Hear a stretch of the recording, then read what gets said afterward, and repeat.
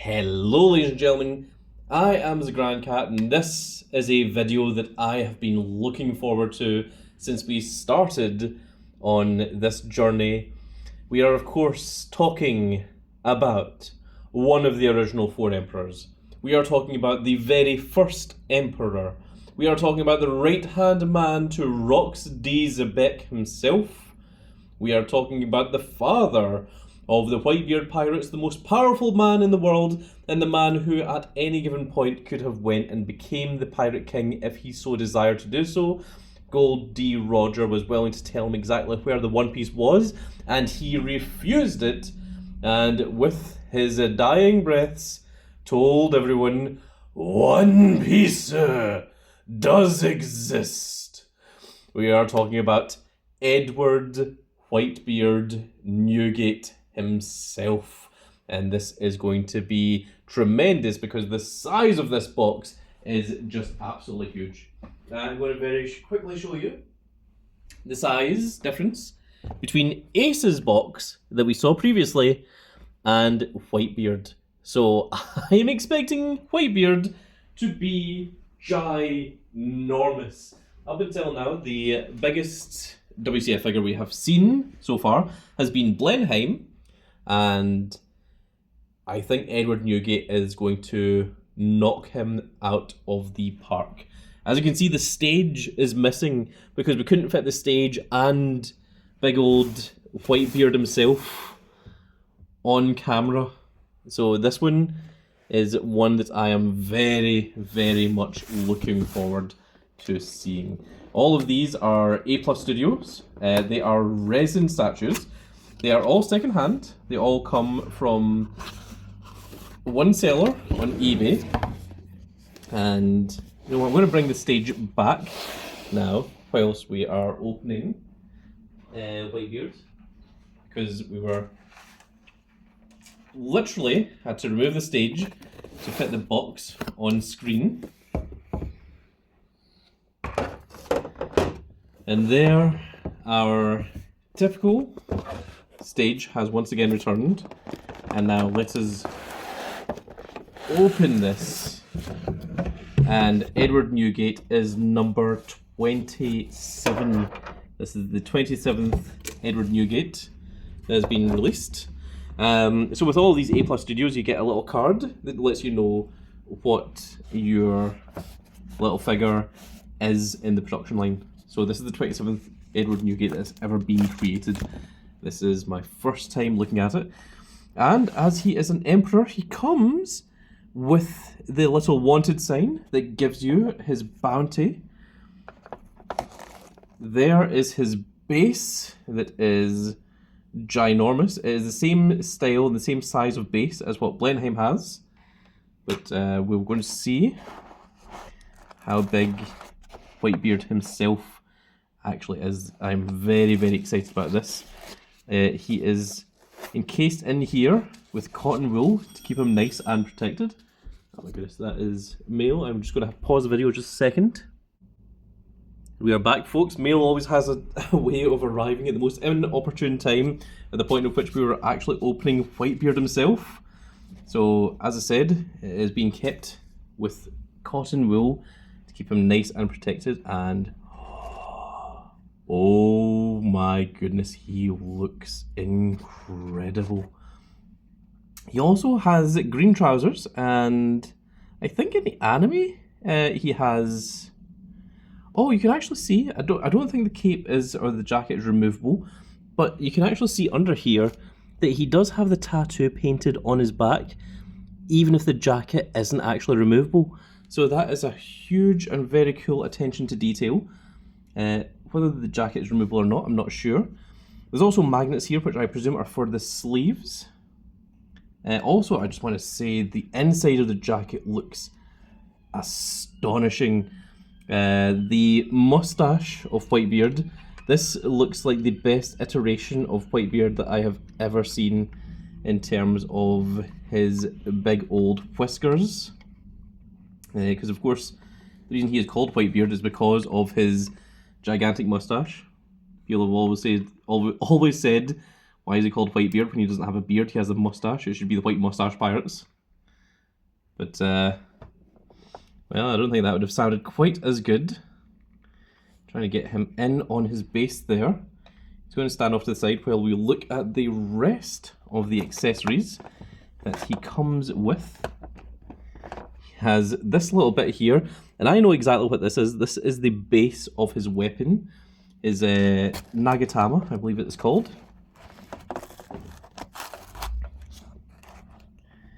And this looks incredible. This is one of the sleeves of Whitebeard, and you can see that it certainly looks like it is an Admiral level jacket. But, I mean, Whitebeard is beyond Admiral, he is Emperor. And not only that, but he is the very first Emperor. And there is the second sleeve hidden in there. This is going to look amazing when we get him all together. And next up is the Nagatama itself, which does have a name, which unfortunately the name I have forgotten. But it is one of the few black blades in one piece. There it is there, and my goodness, it looks absolutely beautiful. It's going to go to Whitebeard's hand, and the base should be able to sit at the bottom of it, and that should magnetize in. And yes, it does. And there we are. I think that is all the accessories we get with Whitebeard, which I wasn't expecting any more than that. That looks absolutely incredible. And I think this might be the best Whitebeard that we currently have. I've got the larger sized Whitebeard in terms of the WCFs, but I think this one, no pun intended, stands head and shoulders above the others. The mustache alone, it just looks so perfect. It's exact for Whitebeard. Let's put him on his podium.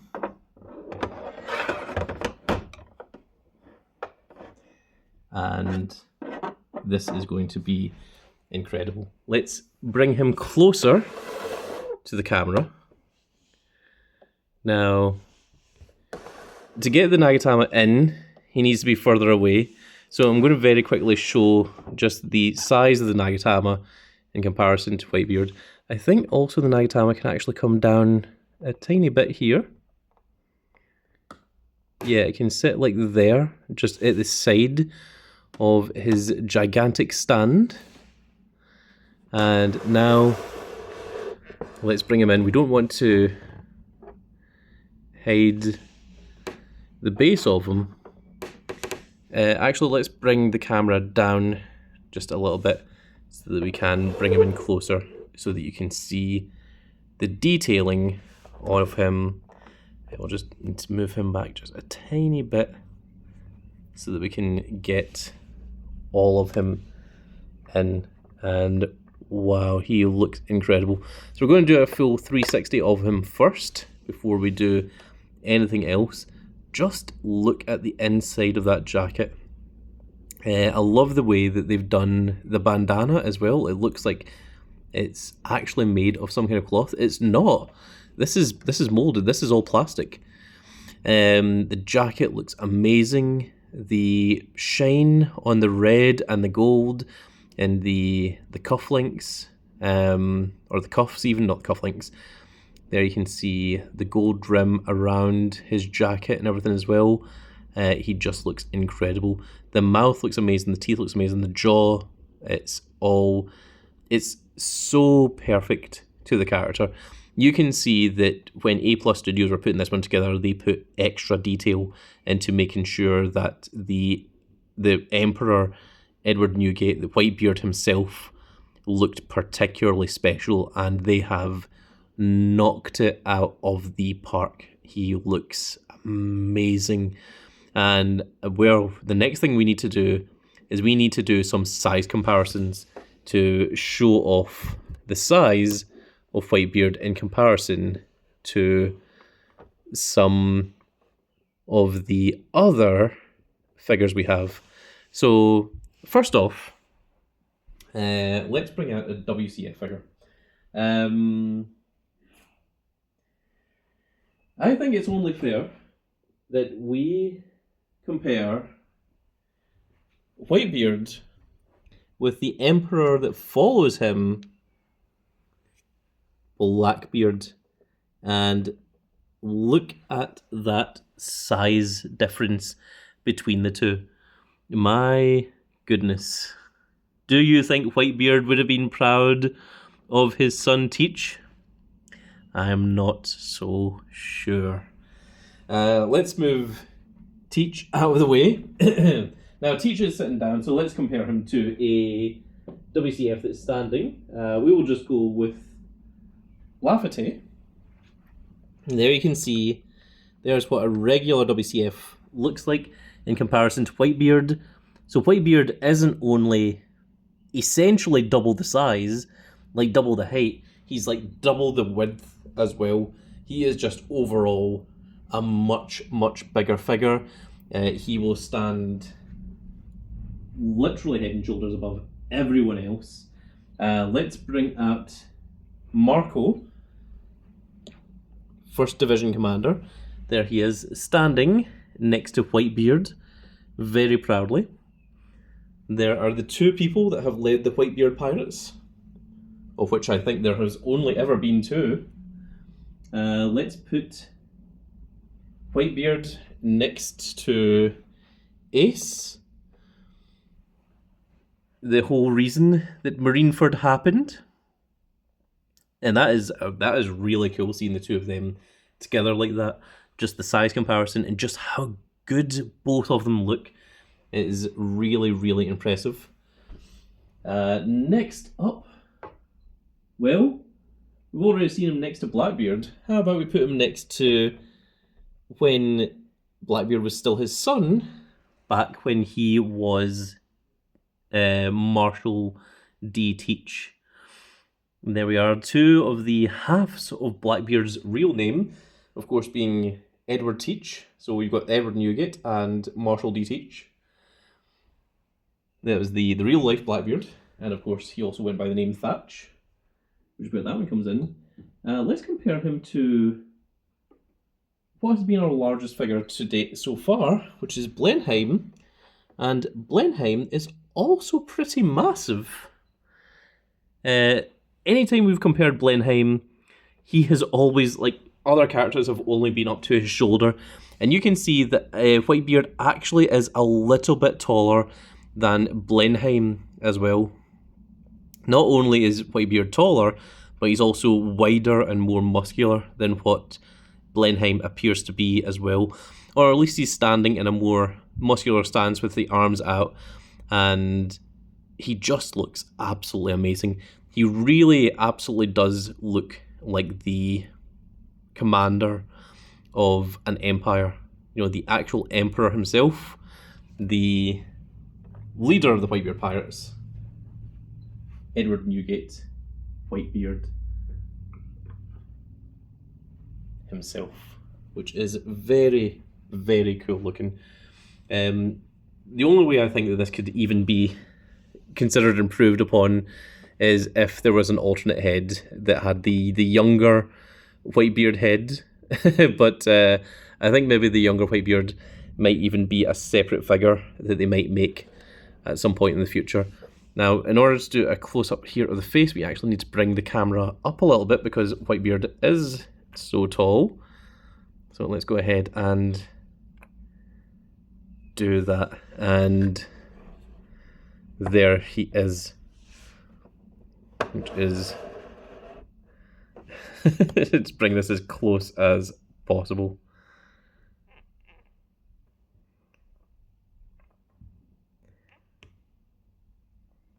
And there we are. Unfortunately, he's just a little bit out of focus, but there we go. There. A look at that proud, proud moustache of Whitebeard himself. And that is going to be it for this little video, folks. I really hope you've all enjoyed. We have 2 more videos to go. The next one is the last of the Whitebeard pirates, which is Little Ors Jr. And then after Little Ors Jr., we're going to bring in all the Whitebeard pirates, the same way that we did with the Blackbeard pirates, and we're going to show what they all look like together. We're going to try and fit them all on this one stage. It's going to be difficult because there's a lot of them. And then one last video is we're going to look at Ors Jr. from Thriller Bark himself, and we're going to see what that looks like in comparison to Little Ors Jr. So with that said, folks, that is going to be it for this little video, and I really hope you've all enjoyed, and if you did enjoy it, please give me a like, share, and subscribe, and if you are subscribed, make sure you click that notification icon so that you can see when more of these glorious little videos go out, and we shall see you all in the next video. Goodbye, everybody.